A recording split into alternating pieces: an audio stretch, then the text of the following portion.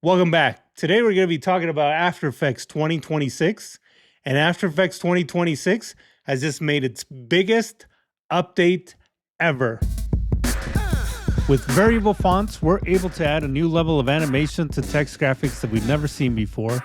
And with the 3D update, you'll be building and animating full 3D models without ever leaving After Effects. First, what are variable fonts? Variable fonts are not just different weights of a font. They're an entire font family baked into a single font weight. So instead of switching between light, regular, bold, black, or italic, you animate between them. Let's start by heading over to Adobe Fonts and looking through some of the variable font options. So on the left-hand side in the navigation menu, click the variable font filter, and then you'll see that there's 359 font families for now. Something to keep in mind is that not all variable fonts are built the same. They all have different parameters that can be animated, and some have more than others. So take your time to find the perfect font. The font I've chosen is obviously, this has 3 different parameters that can be animated. It's got a weight, a width, and an italic. So let's add that font and head back into After Effects. Start by selecting your text tool and create a text layer. Select the obviously font from the character menu. If you don't see the font, you may need to restart After Effects after you install the font. And you'll see here that this icon now has variable font options. So you have width, weight, and italic. And then we can also add them as animators here in the variable font axis. So we have the width, weight, italic. So I'm going to choose all the font axes. So I'm going to set the width to 50, the weight to 900, and then the italic to 1. And then I'm going to toggle down the range selector. I'm going to go to the advanced. We want to make this a ramp up. It's going to ramp up the effect. So you can see here it's not affecting it, and here it is affecting it full tilt. And then we want to ease this probably about 75% and 75%. This is like an easy ease. The animation actually happens on the offset value. These are your range selectors. Whatever's in this range will affect it 100%. And again, it has that fall off or that ramp up effect. We want to animate the offset -100. And then we'll go 2 seconds. And then we'll set this at 100.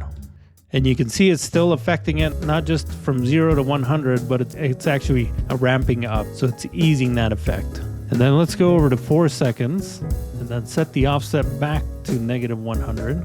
And then here at 2 seconds, we are going to activate our keyframes. And then we are going to drag those over to 1 second. And then at 3 seconds, we are going to say 140, 200, and 0. Command-Shift-D, that's going to duplicate the layer and cut it at my timeline. And then I want to hit U on that layer. I'm going to grab all those keyframes, hold down my Shift key, and then drag those over to my playhead. And then I'm going to right-click and say Keyframe Resistant Time Reverse Keyframes. So now it's going to be a loop. And then here at 4 seconds, I'm going to go back 1 frame, hit N to finish my timeline, and then I'm going to hit spacebar to preview that.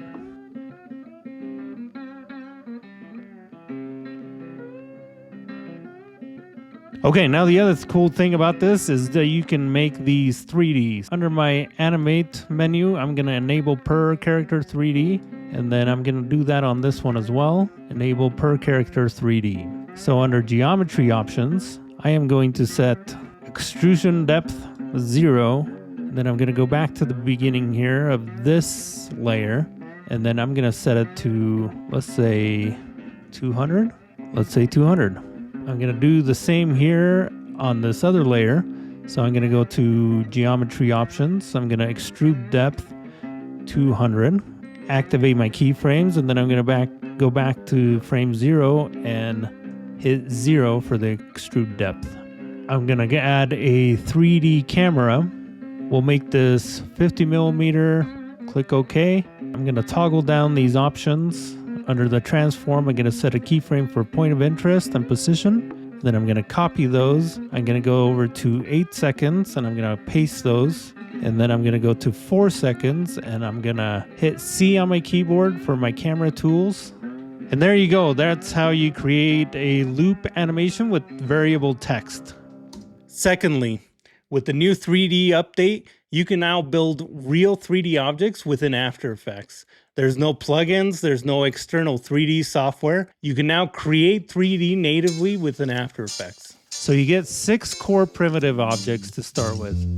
A cube, a sphere, a plane, a torus, a cone, and a cylinder.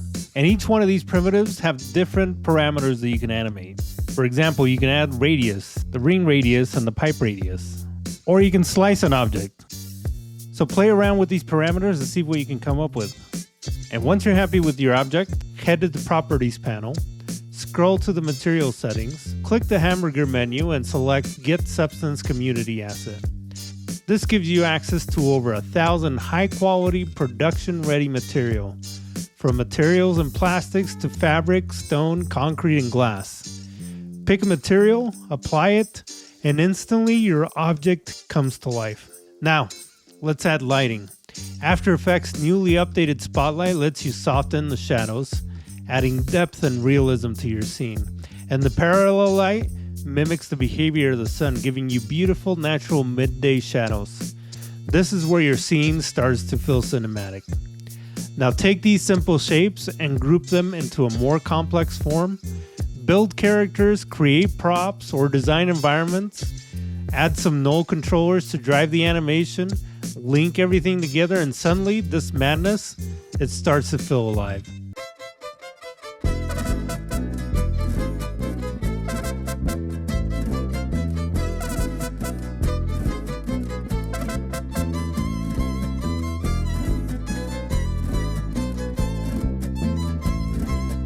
If you're still here, hopefully that means you've enjoyed the video. Please subscribe to the channel. I'm Julio, your Motion Sidekick, and until next time, love you guys. Peace out.